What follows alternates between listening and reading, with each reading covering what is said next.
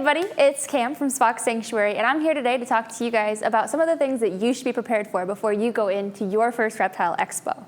Now, I started out as a customer going to expos, kind of exploring, meeting all of the vendors, learning about their animals and their products, and now actually Cole and I go to expos on our own and we vend there. So you're gonna get to see two sides of the coin. What is the perks, things you should be prepared for as a shopper, and things that as a vendor we prefer. So be prepared.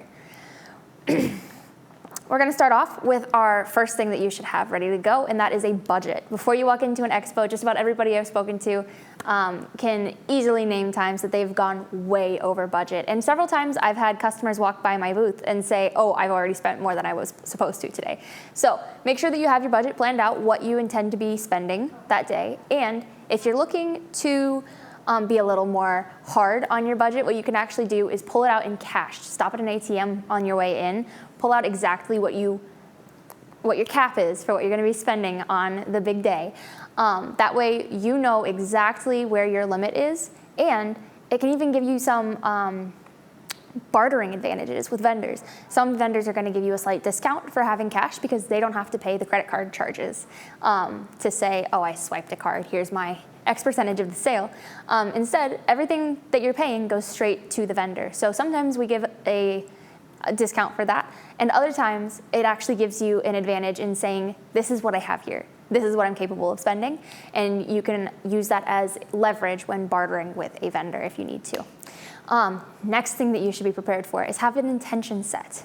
When you walk into the expo, there are going to be a lot of things there. Are you there to buy animals, or are you here to learn about resources? Are you here to buy food and decor for your animal? It's good to know this before you walk in. And if you do intend on purchasing a new animal, make sure that you have an enclosure set up and ready to go at home. What that means is a lot of times when you decide that you're going to want to get an animal, go to an expo, meet a vendor who has that animal, learn everything you can from them. Go home, do some extra research, get your enclosure perfect. And then when you go to your next expo, that's when you're going to want to buy your animal.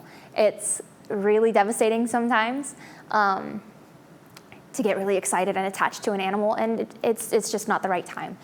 It's important to make sure that you have everything ready to go when you get home, so that way your animal can go straight into their enclosure, start adjusting to their new life, instead of having to spend extra time in a deli cup. I wouldn't like that. The lizards definitely don't. So be prepared with your intentions. Maybe it's not an animal buying day. Maybe it's, I need to get crickets, and I need to get roaches, and I need to get some rats. So that's what I'm looking for today. Prepare for that. Whether or not you're bringing home something that is alive or something that is not alive, something static, or just feeders. Making sure that you know that before you go is going to make a big difference in how you run your day. Next thing you're going to want to prepare is a schedule for the day.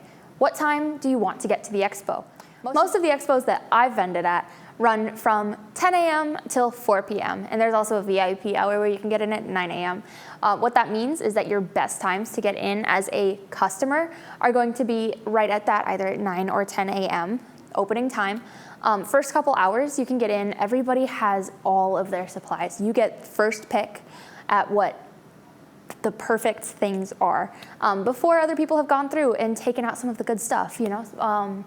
Sometimes we bring terrariums to our expos, and not all of our terrariums are built the same. And so later in the show, people have already bought the best terrariums, and you want to be one of those people to get to the better products before you get too far into the show and the good stuff's gone.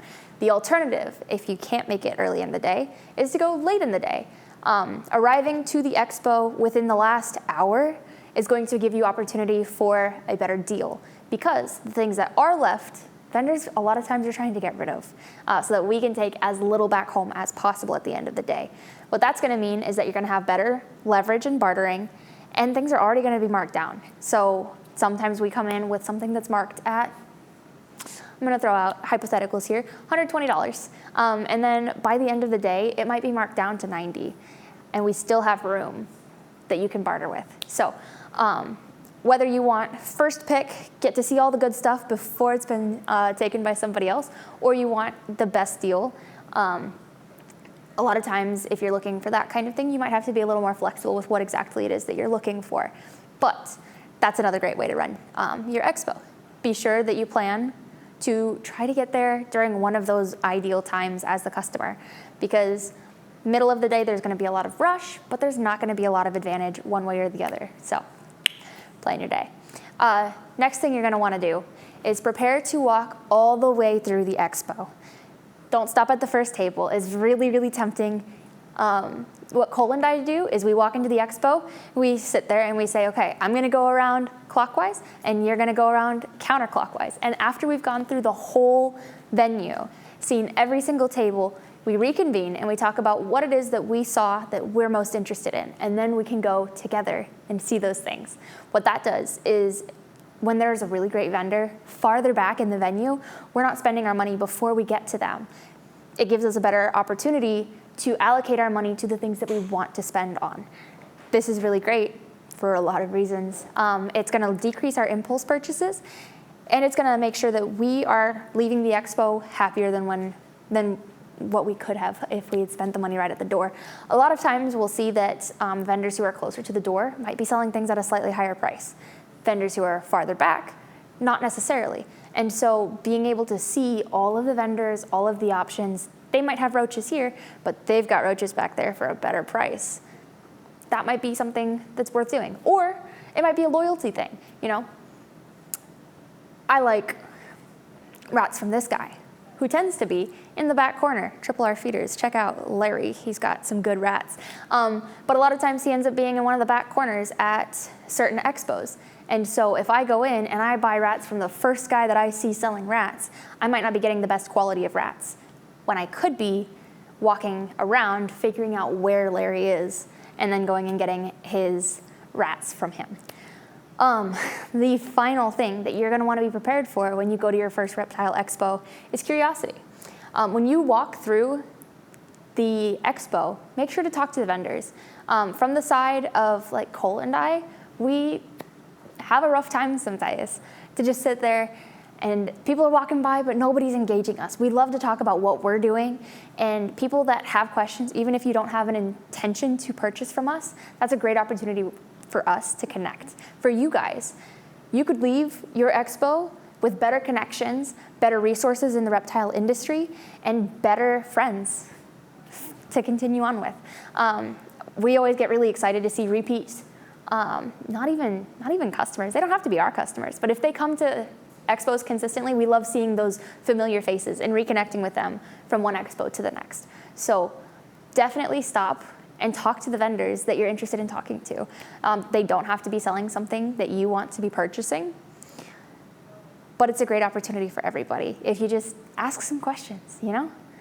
Find out how they're doing, talk to them, form a relationship, leave with a friend at the end of the day. A lot of us are gonna have business cards so that you can find our contact information after the show. So don't be afraid to start a conversation with us. And that is all of the things that you should be prepared for when you go to your first reptile expo. So real quick run through, make sure that you have your budget, make sure that you have your intention set, make sure that you know your schedule, have a plan to walk through the whole venue, and make sure that you bring some curiosity with you and an intention to converse.